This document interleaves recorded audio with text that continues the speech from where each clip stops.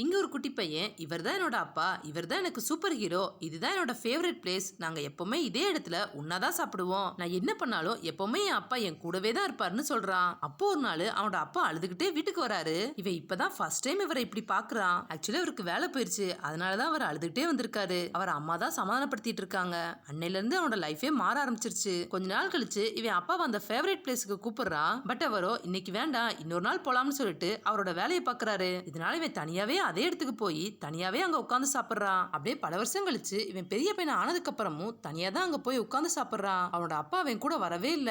இவன் எப்ப அவரை பார்த்தாலும் அவர் வேலை பார்த்துட்டே தான் இருக்காரு. இவன் அவருக்காக சாப்பாடு வேண்டியது கொடுக்கறான். பட் அதை கூட அவர் சாப்பிடாம வேலை பார்த்துட்டு வந்து சாப்பிடாமலே தூங்கிடுறாரு. அப்புறம் இவன் காலேஜ்ல தங்கி படிக்கிறதுக்காக கிளம்புறான். அப்ப அப்பா வந்து நம்மளோட ஃபேவரட் பிளேஸ்க்கு போலாமான்னு கேக்குறாரு. இவனு சந்தோஷமா அவர் கூட போறான். அங்க அவரு இவனுக்காக ஒரு போன் வாங்கிட்டு வந்து கொடுக்கறாரு. இவன் சந்தோஷமா தேங்க்யூன்னு சொல்லிட்டு காலேஜுக்கு போய் கஷ்டப்பட்டு படிக்கிறான். இவனுக்கு எப்பெல்லாம் ரொம்ப கஷ்டமா இருக்கோ அப்ப அப்பா பேசின வீடியோவை எடுத்து பாக்குறான். இவ்வளவு நாள் அவன் ஆசைப்பட்ட எல்லாத்தையுமே அவனுக்கு வாங்கி கொடுக்கறதுக்காக தான் இவ்வளவு கஷ்டப்பட்டு அவர் உழைச்சிருப்பாரு. அவருக்கு இவன் சந்தோஷமா இருக்கணும், அது மட்டும் தான் அவர் ஆசை. இவன் அவரை சூப்பர் ஹீரோன்னு சொல்லியிருப்பான். பட் அவரோ நீ தான் எங்களோட சூப்பர் ஹீரோ, உன்னாலதான் நாங்க ரெண்டு பேரும் ஸ்ட்ராங்கா இருக்கிறோம், உன்னாலதான் நாங்க ரெண்டு பேரும் சண்டை போடாம இருக்கோம்னு சொல்றாரு. அப்புறம் அவரு எப்பவுமே நல்லபடி என்னால முடிஞ்ச எல்லாத்தையுமே உனக்காக நான் பண்ணுவேன், உனக்கு அது தெரியும்ல, நாம ரெண்டு பேருமே எப்பவுமே சூப்பர் ஹீரோஸ் தான் சொல்றாரு. இதை பார்த்து அவன் அழுதுகிட்டு அவர் கூட இருந்ததெல்லாம் நினைச்சு பாக்குறான். உடனே அவன் அப்பாவுக்கு வீடியோ கால் பண்ணி ரெண்டு பேரும் வெவ்வேறு இடத்துல இருந்துகிட்டு ஒருத்தர் கூட ஒருத்தர் பேசிக்கிட்டே சாப்பிடுறாங்க.